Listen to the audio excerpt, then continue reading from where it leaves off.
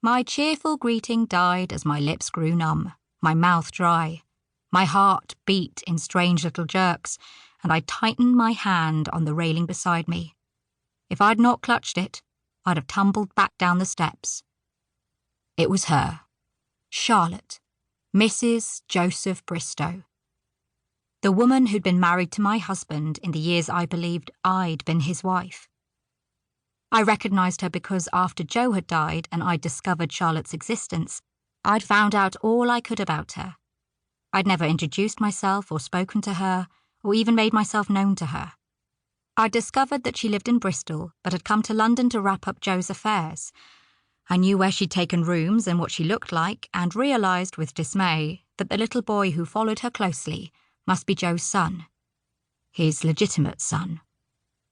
I'd learned quite a lot about Charlotte before I convinced myself that I should put her from my mind. She'd returned to Bristol before long, and I'd shifted my focus to my own troubles. I'd been about to bear a child, and I needed to find a way to keep my daughter, his daughter, fed. Charlotte pinned me with eyes that were hard and brown under her dark straw hat. "You know me?" For a long moment I could not move, could not speak. At last I managed a nod. Charlotte studied me in every detail, as I had studied her 12 years ago.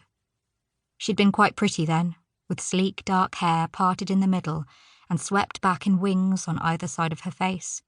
Pink-cheeked, fresh-faced, slightly plump, pleasant-looking. She'd resembled me a bit, I'd realised, in a superficial manner. Similar hair and eye colour, neither of us tall or lean. She'd been in mourning black, but had smiled at her son with fondness. I'd watched her from the other side of a street with my throat closed, not certain why I'd wanted to know anything about her. If I encountered her, what would I say? The sight of the boy, a lad so small and vulnerable, had convinced me to not approach her at all.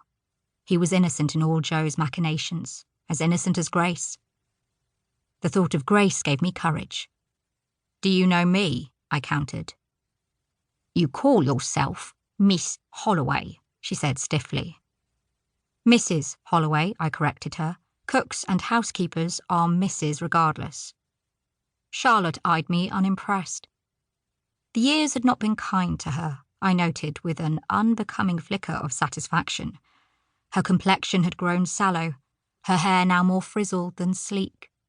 And she had lines of exhaustion about her red-rimmed eyes. Joe had left me penniless. He'd specified nothing to me in his will, naming only his legitimate wife. He could not have left Charlotte much better off, as the man had never had many coins to rub together. "You were Joe's paramour," Charlotte said. "His bit on the side. I hated you for a long time, but I must put that aside and ask for your help." She spoke as though each word singed her tongue. The last barely emerged at all. I regarded her in amazement. My help? Why on earth should I help you? I'd meant to inquire why she'd sought me, of all people, for assistance, but the sentence leapt from me in all bitterness. "Because you stand to make a few quid from it," Charlotte said. Her answer made my curiosity flicker, but old anger that should have died years ago flared anew. I'd been quite unhappy living with Joe, but to discover that I'd stayed with him only because of a lie had nearly destroyed me. I'd blamed Joe squarely, but I'd also blamed this woman for stealing the life that ought to have been mine. "I hardly need your money," I said with all my dignity. "I have a respectable position and want for nothing." I could have explained that households in Mayfair would offer me the highest wages in order to put my food on their tables, and that I was rarely out of position for long. Also that I could demand a day and a half out a week as a condition of my employment, and been granted it without argument. But I held my tongue. I would not compete with Charlotte Bristow for accolades. My life had turned out far better than it would have done had Joe lived. I was well aware. I'd gain nothing from crowing about that. "This might be more than a few quid," she snapped. I tightened my hand on the railing. "Please explain yourself. I have much to do." Charlotte scowled.